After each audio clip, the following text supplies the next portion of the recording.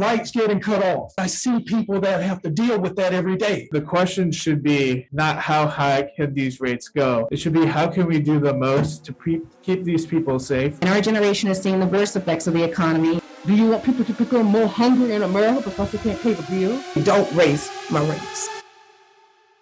So as a part of our effort to raise our voices and not our bills, we're going to have some folks starting to do some chalking across the street right in front of the Public Service Commission. And we have a mutual aid table set up here, right here, for folks. There's some QR codes for folks to sign up to get mutual aid. You know, people are struggling to pay their bills during this time right now. So what we're going to do is, for those of you all who are ready to start doing some chalking to get set up for our vigil, we're going to cross the street together and head over to the PSC front entrance.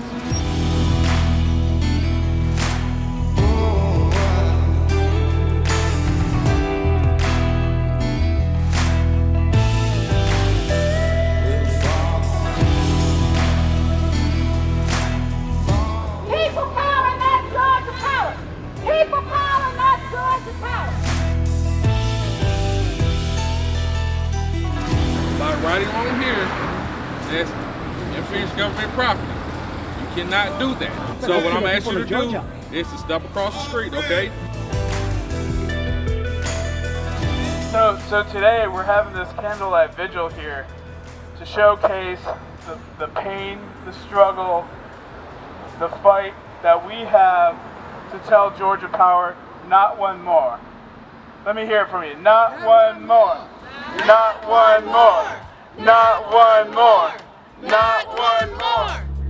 No more making excuses for my own shortcomings. It's time to take responsibility for me, daughter of a king who's king of all kings. So, yeah, I've been top. We know this is not just a rural fight or a metro fight or a suburban fight, but we know the ability for working class people to keep their money in their pockets, to be able to have a good quality of life, health, and to have a sense of dignity and democracy at the Public Service Commission. I'm tired of being sick and struggling. I can't lay in my house and have an office because I'm struggling, Georgia Power. I'm struggling. As a chairman at church, when the mothers come up, right, asking for funds for their light bill, they're trying to make a decision whether or not we're going to pay the light bill or we're going to buy some food. Come on. What can you do for me, Deke? Come on. What can you do for me?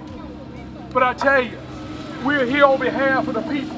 So tomorrow morning at 8:30 a.m., all roads lead right back here to 244 Washington Street. Because we're all going to take advantage of our 3 minutes inside the Public Service Commission to let them know not on our watch. I was crazy. What crack you smoking? I think your vision's hazy. Girl, you must have fell above your head. Did your mama drop you as a child? I think you lost your mind. Nah. I'm 76 years old. I drove here 2.5 hours to petition and request that you not raise our rates. And it doesn't have to be people or service. It doesn't have to be people or business. You can't kill the people for the business. And that's what it seems like is happening. It's so simple. It's so simple. There are an awful lot of people who are desperately unable to pay for their utility bills. As a mom, you try hard not to cry when the lights are off. My lights still get turned off in the pandemic, by the way. Not once, but 3 times. You try, hard for your kids not to see you cry because you're like, we can do this. We can do this no matter what happens. But when the government or certain entities that have these powers over us make it hard for us to not cry in front of our children, to not want to give up in front of our children. So I'm telling you, if you put more stress on the people, we don't need more stress. Reach up and grab it. I can